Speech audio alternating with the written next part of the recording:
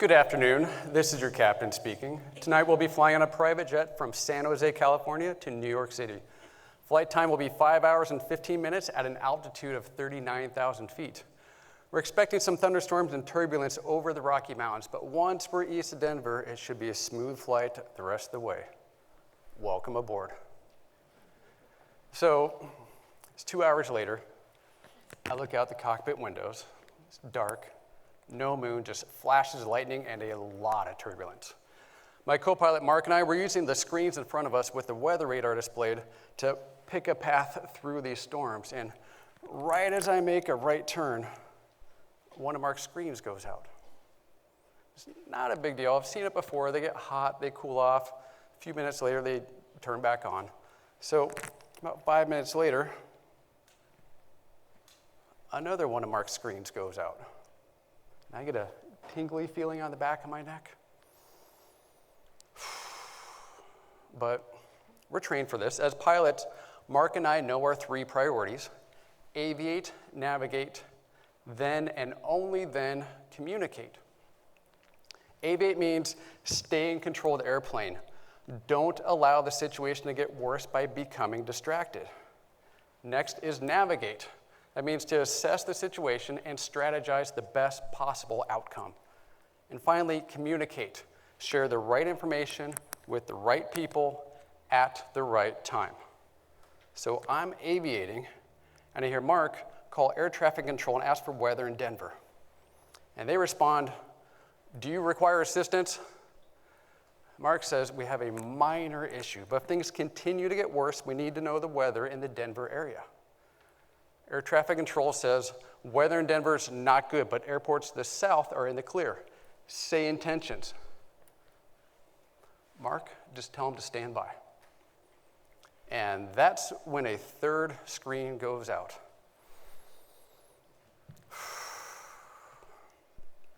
If my screens are next, if I lose my weather radar, we could fly right into a storm full of lightning and damaging hail. We got to get this plane on a runway right now. I look right at Mark. I like Centennial Airport. It's close, it's clear of the weather, and it has a long runway. What do you think? Yeah, we've been there before. That's a good pick. Only then does Mark talk on the radio. We need to divert to Centennial Airport. Air traffic control says, "Roger, cleared to descend, flight level 240, turn right heading 120. Are you declaring an emergency? Say intentions, fuel on board, souls on board.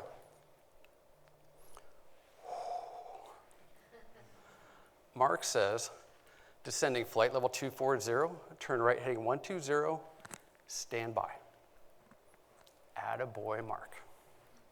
Meanwhile, I'm aviating, focused solely on what I can control. I can't control these screens, I can't control the weather, but I can control this airplane, and I'm not going to let anyone or anything distract me. Together, Mark and I were navigating to a safe landing in Centennial, Colorado. But notice how we're focused on communicating with each other. Air traffic control can wait. They're fine. Mark and I, we go over our checklist, we brief the approach to Centennial, and verify we're both ready for this completely unexpected landing with half our cockpit screens out.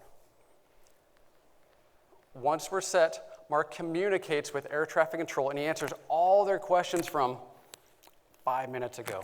And soon, I'm lined up with 10,000 feet of beautiful runway.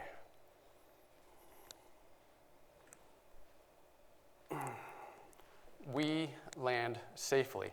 And as pilots, a safe landing's the goal.